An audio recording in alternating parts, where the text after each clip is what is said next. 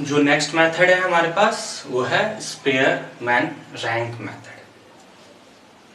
जैसे कि हमने Karl Pearson coefficient of correlation पढ़ा, वो भी एक अलजेब्रिक मेथड था जो हमारी रिलेशनशिप यानी को जो दो वेरिएबल्स हो या दो से ज़्यादा वेरिएबल्स उनके रिलेशनशिप को मेजर करने में हेल्प करता है। लेकिन वो क्वांटिटिव मेजर्स करता है। क्वांटिटिव जब नंबर्स दिए हों क्वांटिटी से उसको मेजर करना ईजी हो जाता है। लेकिन कई बार ऐसी भी चीज़ें होती है जिनकी रिलेशनशिप मेजर करते हैं, जैसे कि वो क्वालिटेटिव नेचर में है, क्वालिटेटिव यानी क्वालिटी के बेसिस पे उसकी रिलेशनशिप को मेजर करना, तो वो डिफिकल्ट हो जाता है। तो उसके लिए भी एक मेथड को प्रोपाउंड किया गया जिसको प्रोफेसर स्पेयरमैन ने बनाया 1904 में, जिसका उनके नाम के ऊपर इसका नाम रखा गया स्पेयर रैंक मेथड। उन्होंने क्या किया कि जो भी क्वालिटेटिव नेचर आइटम्स होंगी या क्वालिटेटिव नेचर से होंगे, तो उनकी रिलेशनशिप को मेजर करने के लिए, ऐसी वेरिएबल्स को मेजर करने के लिए उन्होंने क्या किया, रैंक बेसिस पे मेजर करने के लिए उन्होंने स्पेयर रैंक मेथड बनाया। जैसे कि मैंने कुछ हाइलाइट्स बनाए हैं, जैसे कि स्पेयर रैंक मेथड क्या है, तो this method is determining the correlation was propounded by professor Spearman in 1904 में। तो यानी मैंने बताया अभी कि ये बेसिकली मेथड इन्होंने प्रोपाउंड किया था, तो प्रोफेसर स्पेयरमैन ने कब, 1904 में। दूसरा क्या मेथड था, by this method correlation between qualitative data namely जैसे कि ब्यूटी, ऑनेस्टी, इंटेलिजेंसी, तो इन चीजों को कंप्यूट करने के लिए, इनके रिलेशनशिप को कंप्यूट करने के लिए इन्होंने इस मेथड को प्रोपाउंड किया। Such types of variables can be assigned ranks, और इनको हम सिर्फ रैंक के असाइंड के बेसिस पे कर सकते हैं। इनकी वैल्यू को नहीं, किसी की ऑनेस्टी को हम थोड़ी मेजर कर सकते, इतनी क्वांटिटी इतना नहीं, तो हम लोग उसकी सिर्फ ये बोल सकते कि हाँ अच्छा है, कितना परसेंट अच्छा है, क्या रैंक दे सकते हैं। डांस अच्छा किया किसी ने तो उसकी परफॉर्मेंस के लिए हम रैंक दे सकते हैं, सेकंड है, फर्स्ट है, थर्ड है, फोर्थ है, फिफ्थ है, तो वो हम लोग इसलिए इसमें रैंक यूज करते हैं। But there the quantity measurement is not possible. वही क्वांटिटी मेजरमेंट उसकी पॉसिबल नहीं है, बट हाँ रैंक के थ्रू हम उसकी एक मेजरमेंट कर सकते हैं।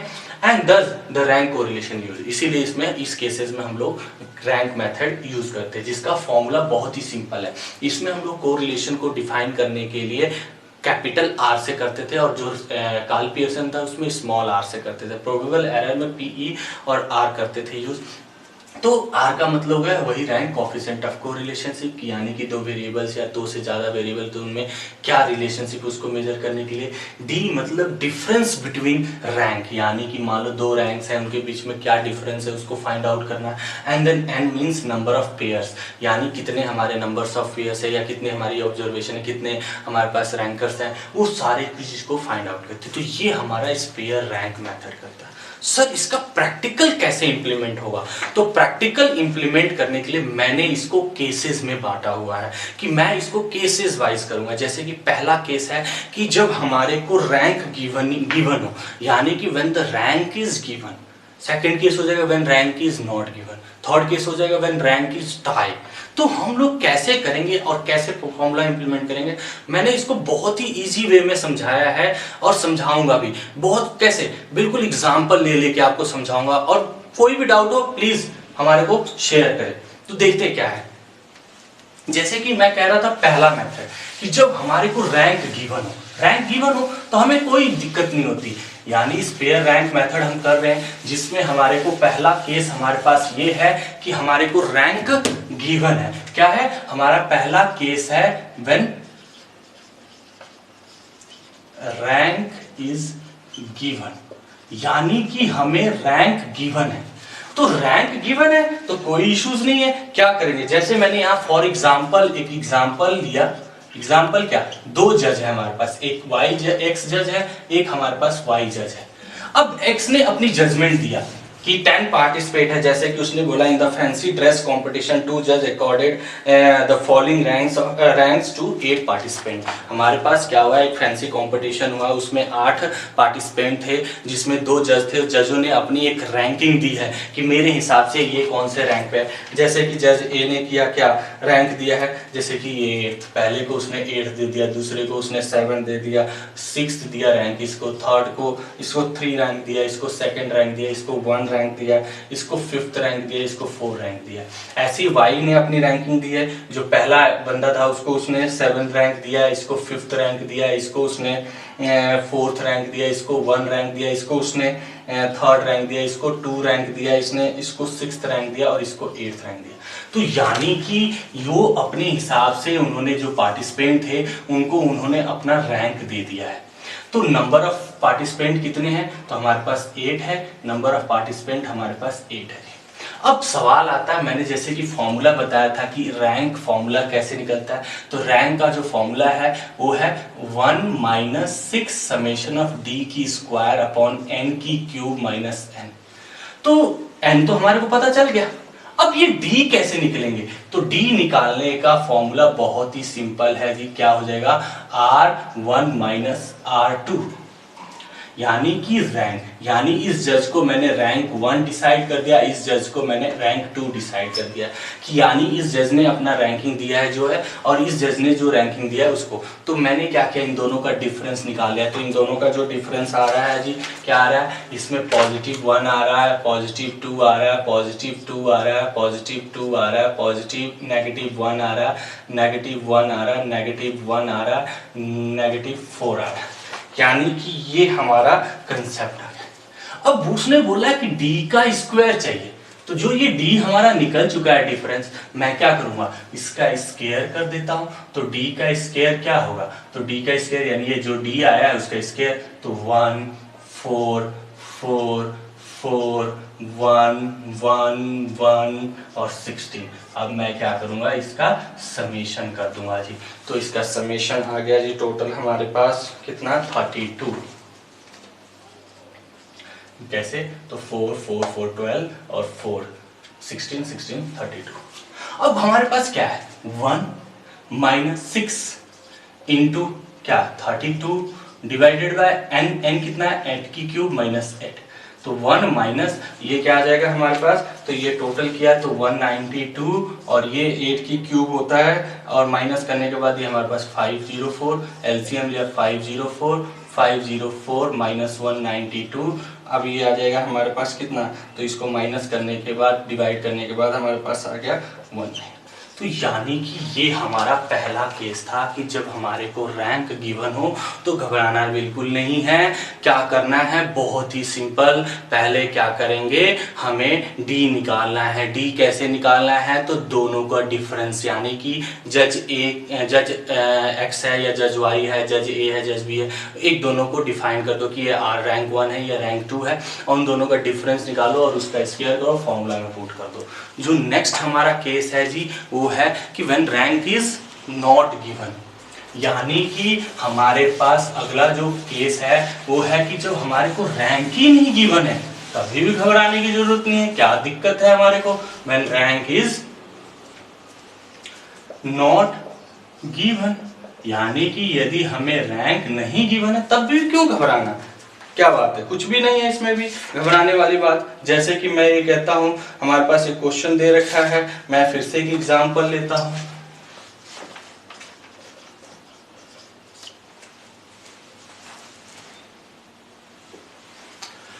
जैसे कि हमारे पास एग्जांपल है, हमारे पास जैसे कि इसने बोला है कि following the coefficient of correlationship between x and y by the method of rank difference. जैसे कि उसने सिंपल रैंक नहीं दिया, सिंपल हमारे को वैल्यू दे रखी है x और y की, क्या दे रखी है कि हमारे को वैल्यू दे रखी है x एंड y की, और उसने बोला कि इसको coefficient of rank, coefficient of correlation निकाल दो जी स्पेयरमैन से। तो देखते हैं जी मेथड से हम कैसे निकालते हैं। तो हमारे पास यहाँ रैंक नहीं, जैसे पिछले में रैंक दिया था कि जज 1 का रैंक ये था, जज 2 का ये रैंक है, लेकिन यहाँ हमारे को नहीं दे रखा। तो जैसे इसने बोला कि इसका जो पहले का है 15 उसने दिया नंबर, इसको 17, इसको 15 13, जैसे मार्क्स ही सपोज करो कि ये मार्क्स दे रखा है एक्स का, और एक्स का ये सारा मार्क्स है, और वाई ने ये मार्क्स गिवन किया हुआ टीचर ने,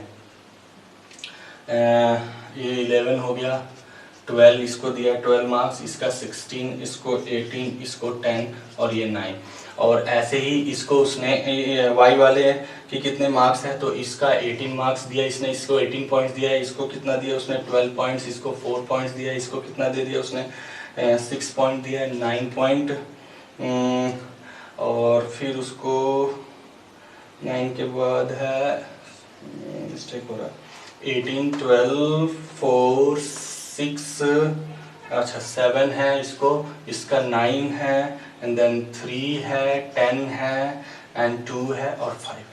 अब सवाल आता है, जैसे कि मैंने इसमें बोला, एग्जाम्पल जो लिया है इसमें ये है कि दो टीचर हैं या दो जज बैठे हुए हैं, उन्होंने रैंक नहीं दिया, सिर्फ पॉइंट दिए हैं। अब उसके हिसाब से हम उनकी रैंकिंग देखेंगे कि इसके हिसाब से इनकी रैंकिंग क्या है, इसके हिसाब से क्या रैंकिंग है।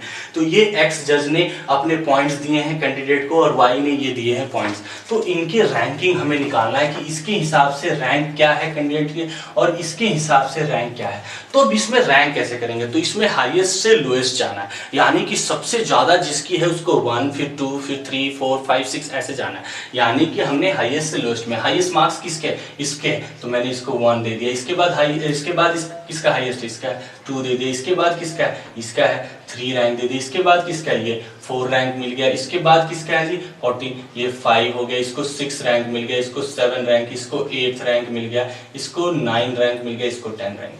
यानी कि मैंने रैंकिंग दे दी जी उनके मार्क्स के हिसाब से। जैसे कि y का भी हम देख लेते हैं, तो y का सबसे हाईएस्ट इसका है तो 1 इसको दे दिया। इसके बाद हमारे पास हाईएस्ट ये है 2 इसको मिल गया जी, फिर इसको 3 रैंक मिल गया जी, उसके बाद 4th रैंक इसको मिल गया, 5th रैंक इसको 6th रैंक मिल गया, इसको 7th रैंक, इसको 8th रैंक मिलेगा, इसको 7th और इसको 9th और इसको 10th। तो यानी रैंक आ गया हमारे पास।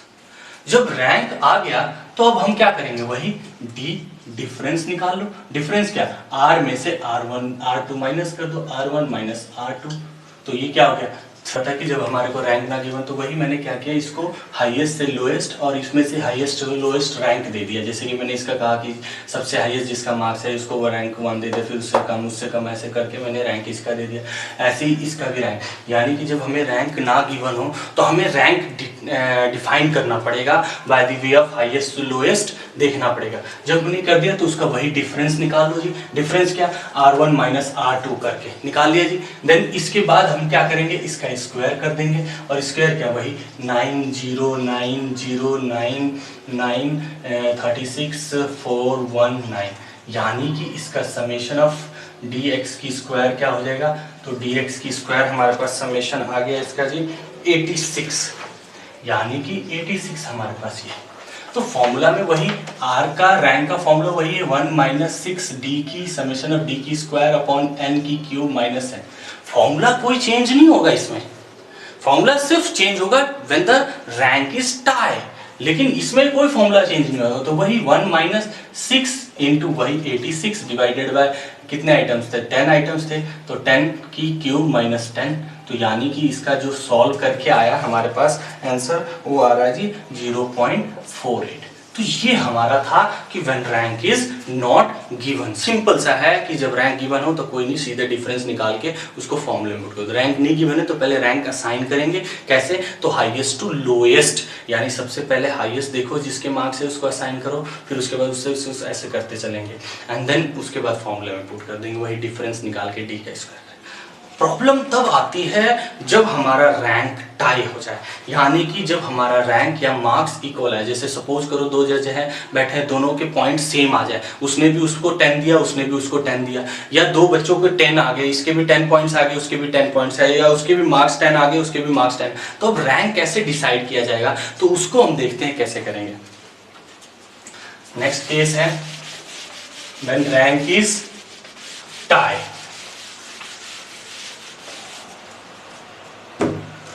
केस 3 है व्हेन रैंक इज टाई, यानी कि हमारा रैंक टाई हो जाए।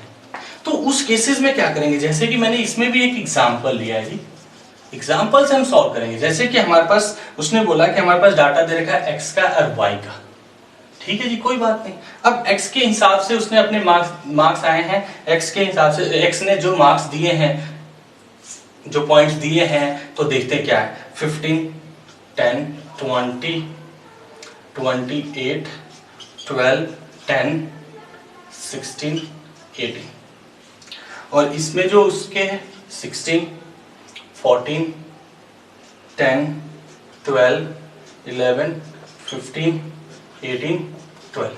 अब ध्यान से देखना है, मैं वही, इसमें भी रैंक नहीं गिवन है, हमें क्या करना है, रैंक असाइन करना है। मैं रैंक असाइन कर रहा हूँ और इसमें भी रैंक गिवन ही है, मैं अभी रैंक इसको भी असाइन कर रहा हूँ। जैसे मैंने सबसे हाईएस्ट देखा तो भाई साहब इसका आया हाईएस्ट, मैंने इसको 1 रैंक दे दिया। उसके बाद जब हाईएस्ट देखा तो भाई साहब का आया, इनको 2 दे दिया। उसके बाद इनको 3, उसके बाद इनको 4, उसके बाद इनको 5, उसके बाद इनको 6। लेकिन अब जब मैं 10th और 10 जो 6th 7th और 8 देने जा रहा हूं तो मैंने कहा नहीं इसको 10 6 दे 7 दे दो उसको, तो वो लड़ जाएगा, भाई मेरे भी 10 मार्क्स आए, उसके भी 10 मार्क्स आए। तो उस केसेस में क्या करोगे? तो वही दिक्कत आ गई। यदि मैं उसको कहता हूं नहीं तुम्हारा 7 रैंक है, इसका 8th रैंक है, तो घबरा गए, मैं सेम मार्क्स है मैं क्यों लूं? तो उस केसेस को सॉल्व करने के लिए जो 2 रैंक टकराए हैं, रैंक कौन कौन से टकराए हैं? तो रैंक देखो 7th और 8th, यानी कि 7th और 8th रैंक हमारे लिए अब देना है, मैं डोनेट करना था, डिफाइन करना था। लेकिन अब ये दोनों हम दे नहीं सकते, तो मैंने क्या किया, इन दोनों का टोटल किया तो 15 और इसका एवरेज निकाला। तो यानी कि मैंने कहा भाई 7.5 रैंक तेरा है और 7.5 रैंक तेरा है। यानी कि यदि मान लो 3 मार्क्स इक्वल हो जाते 3 स्टूडेंट्स के, तो मैं क्या करता, 7 8 9 तीनों का टोटल करके 3 से डिवाइड करके एवरेज निकाल देता।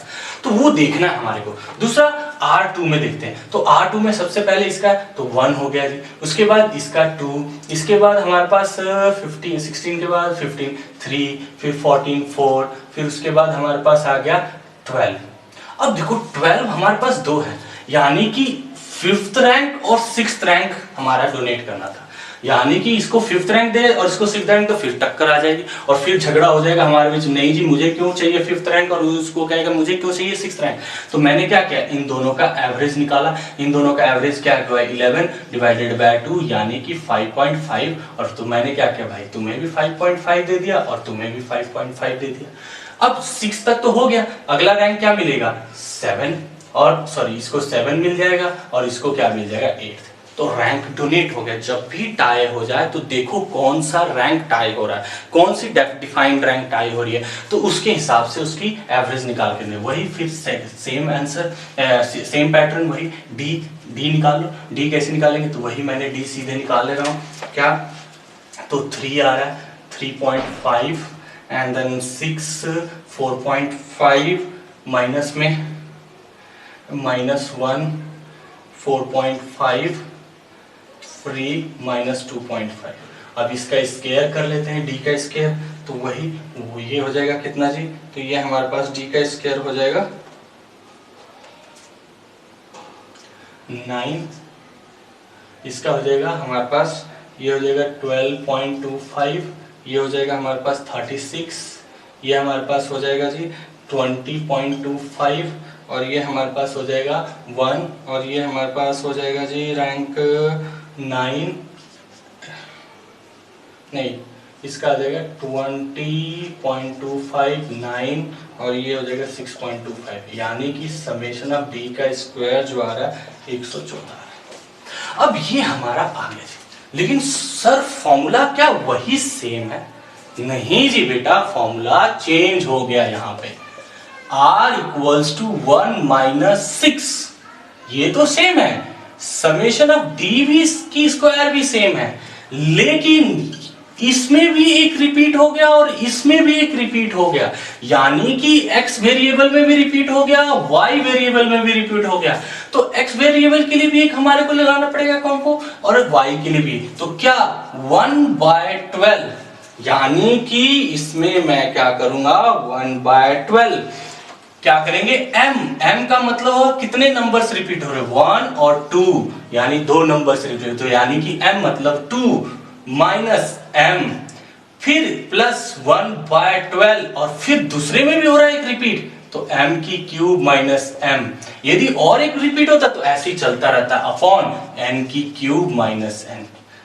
ठीक है जी, यानी कि जितनी रिपीटेशन होगी उतनी ये कॉम्बो लगते जाएंगे, यानी कि इसमें एक रिपीट हुआ एक लग गया, इसमें एक और रिपीट हो जाता एक और लग जाता, इसमें एक और रिपीट हुआ एक और लग जाता, एक और लगता, ऐसे।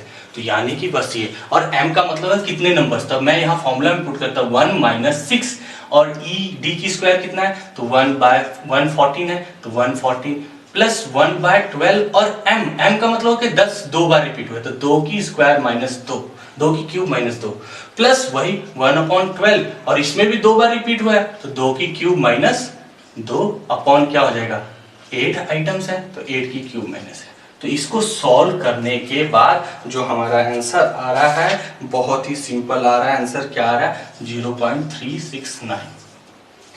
तो ये हमारा रैंक स्पेयर रैंक मेथड था जिसमें हमने तीनों कंसेप्ट कर लिया। यानी कि हमारा कंसेप्ट हो गया कि when rank is given, when rank is not given, when rank is star. इसके क्वेश्चंस प्रैक्टिस करें। कुछ भी डाउट हो रही हो प्लीज़ हमें अपने शेयर्स करें, अपने कमेंट बॉक्स में मेरे शेयर करें प्रॉब्लम्स को। नहीं तो आप हमें डायरेक्ट फॉलो कर सकते हो इंस्टाग्राम पे, वहाँ पे अपने प्रॉब्लम शेयर कर सकते हो, हमारे को मेल कर सकते हो, ट्विटर हैंडल पे फॉलो कर सकते हो। और कुछ भी प्रॉब्लम आ रही है तो ये हमारे कमेंट बॉक्स में शेयर करो। Thank you.